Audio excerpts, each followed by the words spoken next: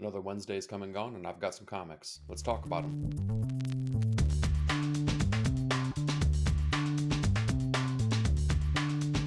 Hey, welcome to Nine Panel Grid. This week we've seen the return of a fairy tale adventurer, a Kafka-esque take on superheroics, and universe-ending powers of cosmic proportion. But we're going to kick things off this week with Action Comics 1065, written by Joshua Williamson with artwork by Rafa Sandoval. So this issue sees Supergirl and Connor Kent trying to make their escape from Brainiac's prison. All the while, Clark and Lobo continue to try to make their way to Brainiac's ship so that he can start saving some of these superpowered beings that have been imprisoned. This issue was fun, albeit I feel like it suffers a little bit from one of those middle chapter syndromes. I think Joshua Williamson is having a lot of fun with this, and there's a lot of cool things that are being set up. It just feels a little bit like what happened in this issue. We needed a little bit more delivery. Now, part of what we did get delivered on was Brainiac's mission statement, right? We start to really kind of understand what is Brainiac trying to get to and what are his main goals with what he's trying to achieve. I think that it's starting to spell some of that out a little bit here, but the problem is we don't spend enough time with Brainiac or Brainiac Prime to really kind of understand the scope of what he's trying to do or understand the stakes, why he's trying to do this so much. We kind of see what his end game is, but there's not a lot of understanding as to why, besides evil machinations, right? And there should be more to it. On the flip side of that, though, I feel like this book is become like a greater being together than the sum of its parts. The artwork by Rafa Sandoval continues to be fantastic, and it just brings such a high level of action and excitement to each and every page, and it's accompanied beautifully by the color that's been put on these pages here, whether it's juxtaposing between the super heroics or the evil machinations, right? There's a lot of color changes that go between those things, and when you get a chance to marry those two, I think that the book really sings. Along with that, I believe that the lettering here is actually doing a lot of the heavy lifting as well. Here we see some lettering changes flow between some of the villains that happen to be superheroes that have been imprisoned. We see the actual, like, the Kent family and some of the Superman's inner circle. We see some of them, but we also see Brainiac's team as well, and we see some of the lettering changes that happen between those sets of characters here. And I think it really helps to marry everything together here. So overall, it was a really fun issue. Again, a little bit of a middle chapter thing, but I think it was wholly worthwhile. All right, next up, let's talk Miles Morales Spider Man number 20, written by Cody Ziegler with artwork by Federici Vincentini. So, this one is kind of a juxtaposition to what I was just talking about with Action Comics. This is very much one of those middle chapters. This is kind of coming between the ending of the arc that we just finished up and the beginning of a new storyline that's going to be coming down the pipeline. So, this is kind of a one and done issue, but this one was really a breath of fresh air. Miles Morales has been just bogged down with a lot of different things that have been put on the writer's plate, whether it be tie ins, whether it be events, whether it be just the overall arc that is trying to be told within this story itself. And this story took a time to really just sit back and reevaluate where we're at, who the players are, and have a fun little story with Miles and Shift having babysitting duties, and they get to take on some small time crooks along, and the baby is, along for the ride. So it was really fun. It was really nice just having some character development happen with very, very low stakes. Vincentini also continues to just knock it out of the park when he's on this book here. It is so energetic, it is so lively, and the panel work that comes along with that, the way that he lays out his pages and some of his action set pieces, is really some of the most energetic that we get to see right now in the pages of comic books. So this was a really good issue here. Now, it ends with the promise that a tie-in to the Blood Hunt event is going to be probably coming down the pipeline with this next issue. I'm a little let down by that, but let's not get ahead of ourselves. Let's talk about this issue right here. And this issue itself was really, really good.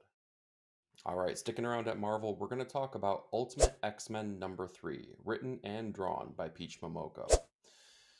This is kind of a frustrating issue to start to discuss because I feel like nothing has really happened very much. It's kind of one of those things where if you loved this on issue number one, you're going to continue to love this story.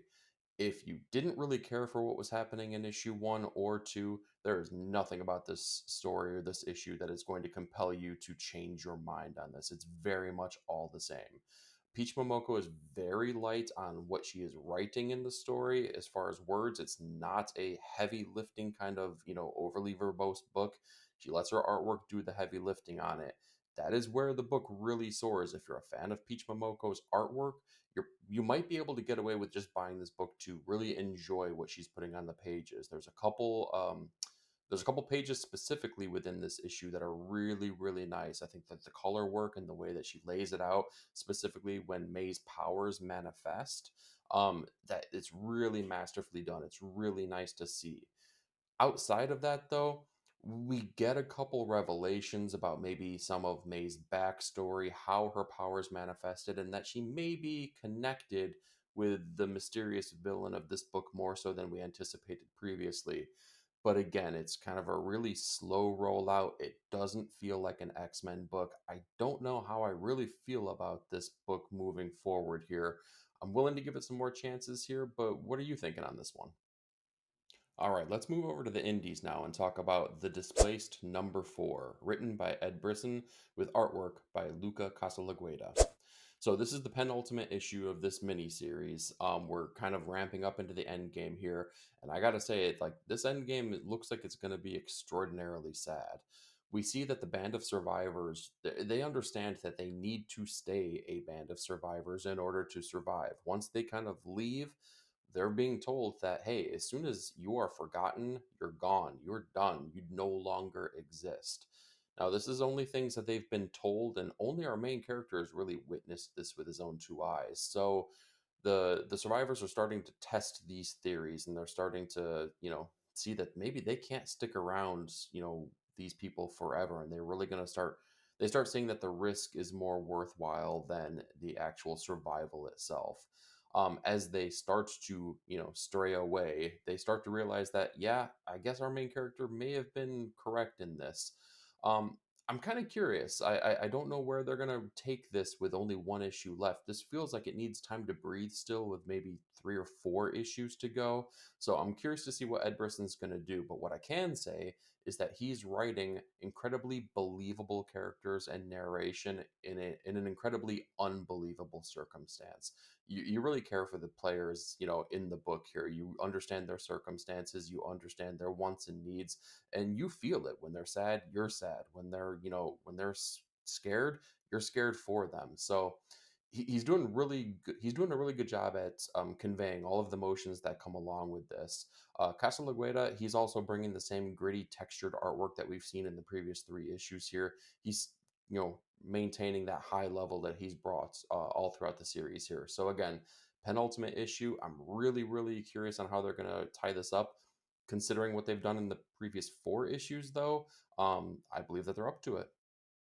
All right, let's talk about Napalm Lullaby number 3, written by Rick Remender with artwork by Bengal. So this issue sees the family kind of finally breach the city of God, and we start to see some of the plans come into play. The problem is, though, is that what they want to do and what they're striving to do, they kind of come to see that society might be too far gone. There might be an unwillingness to allow themselves to kind of, be removed from being under the thumb of this godlike deity that has kind of served as a dictator for humanity. This is a tough book. I'm a huge fan of Rick Remender, so I wanted to be along for the ride with this one. But I don't know. Maybe I've just grown too weary of this freedom fighter aspect. Maybe I've become too nihilistic in my viewpoints here.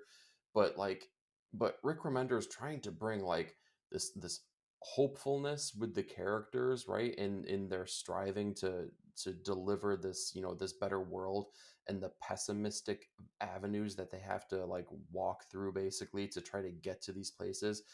and it's like everything just feels, unfortunately, very heavy-handed. um the characters, I don't feel compelled to care about the journey that they're on. I don't feel compelled to care about their well-being, outside of the fact that, of course, nobody wants anything bad to happen to people, fictional or not.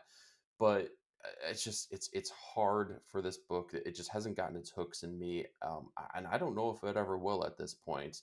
um being Seeing this as a companion piece to another book that he has out right now, The Sacrificers soars where Napalm Lullaby just kind of sputters.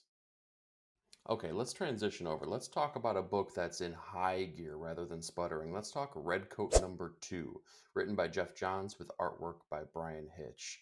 So, Simon and Albert are still together and they're continuing their adventure.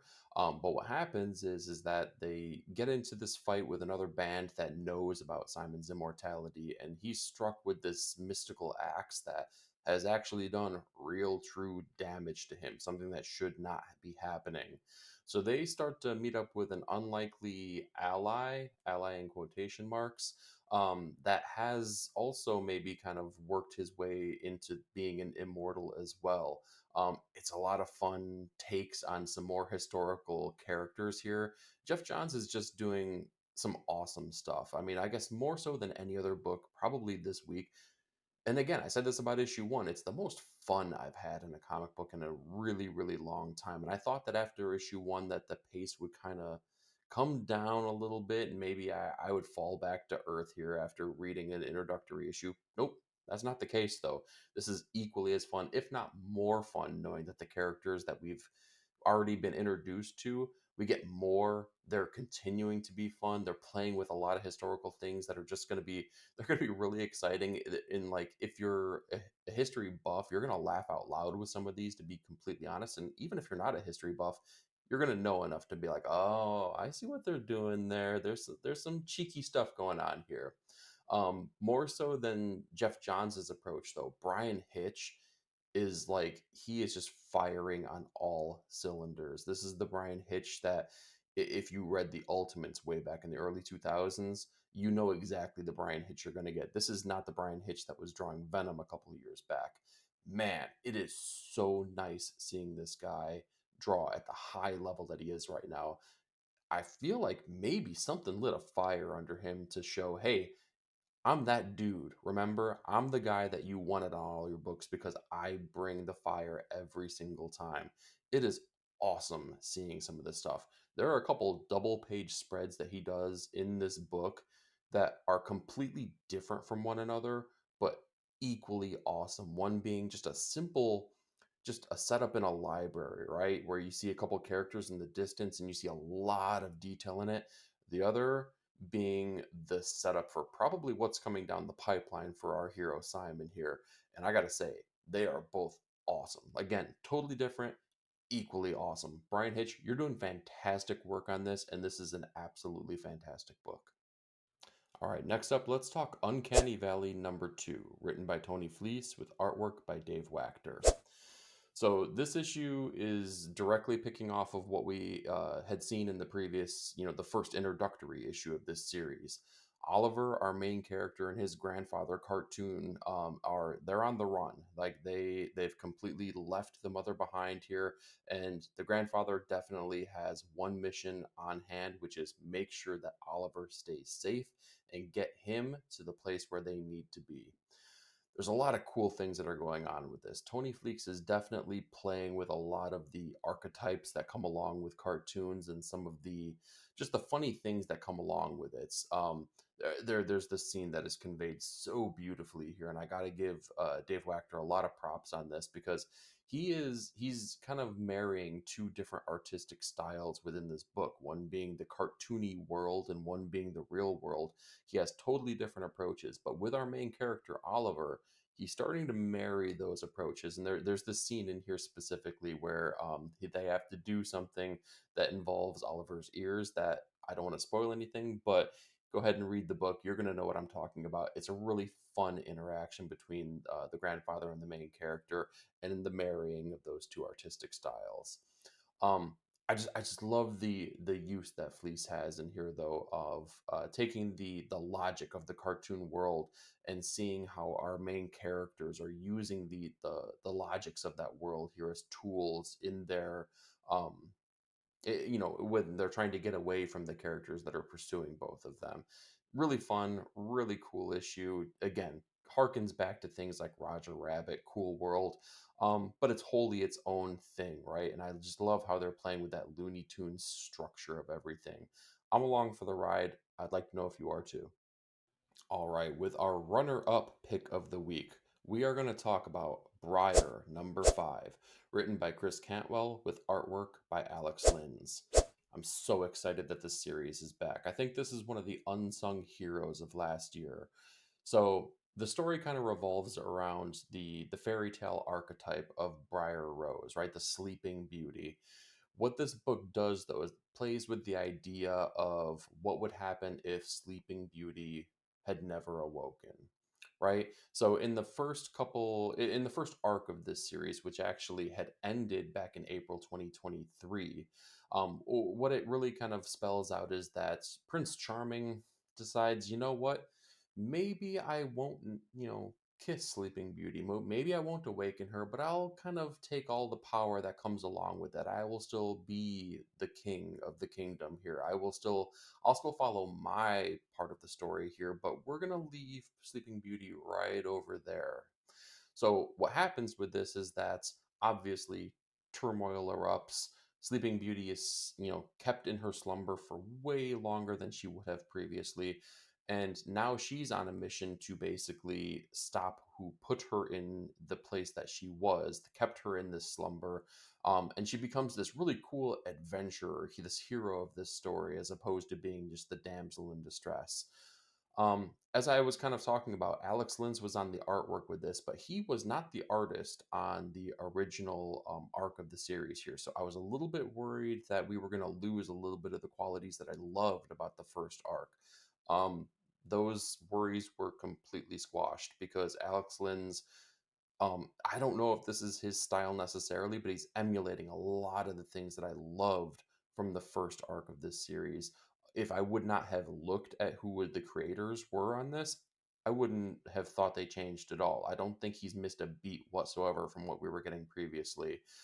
There's still a lot of fun cartoony aspects, and when I say cartoony, I don't mean cartoon, but there's exaggerations that are made that I feel like convey and are pulled over from that first arc. Um, Also, he's bringing a lot of his own qualities here as well. I think that there's a heavier a heavier texture on the characters that we hadn't seen previously. So I want to give him his props. I feel like he's done a really good job in bringing his own unique style, while keeping it still within the same world that was already been established within Briar. As far as Chris Cantwell, this is the strongest book that he has been putting out over the last couple of years. Again, it took a year hiatus. I'm glad that he's brought this back because I feel like maybe this is like a breath of fresh air. Maybe this is renewed energy for Cantwell because he has done extraordinary work in the past, and I feel like he's done like tremendous things. Recently, maybe not so much. I haven't been in tune with the work he's done with the Star Trek universe. The Thanos work I really wasn't vibing with previously, but this I'm definitely along for the ride here. This is a fantastic reintroduction to the characters, the team that Briar has along with her, and I can't wait to see the battle that is ensuing when she comes to take the fight on to the fairy godmothers. And finally, for our top comic of the week, nobody should be surprised because when you have Jonathan Hickman and Sanford Greed on a comic, it's going to be hard competition. So let's talk about Doom #1, the one shot with the aforementioned creative team.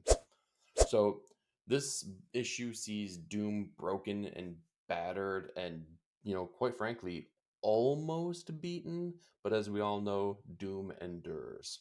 So this book is all about scope. Everything is big, everything is powerful, everything is energetic, and you feel it panel by panel, page by page, word by word.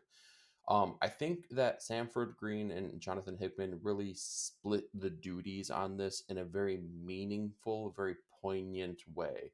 I feel like there was a lot of back and forth and a lot of teamwork that was conveyed here. You can definitely tell that this is not solely a Jonathan Hickman book. You could definitely tell this is not a Sanford Green book.